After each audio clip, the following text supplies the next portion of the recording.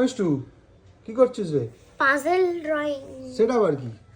এই তো এখানে সাইডে নাম্বার দেওয়া আছে, মানে 1 এ ব্লু কালার, 2 এ ইয়েলো কালার, 2 এরটা করছে। এই দেখো এখানে অনেক অনেক জায়গায় নাম্বার লেখা আছে, এখানটা একটা 2 লেখা আছে, এখানটা পুরোটা কালার। মানে যেখানে যেখানে যে নাম্বারটা লেখা আছে সেখানে সেখানে এই নাম্বার অনুযায়ী কালার গুলো দিতে হবে, তাই তো? হ্যাঁ।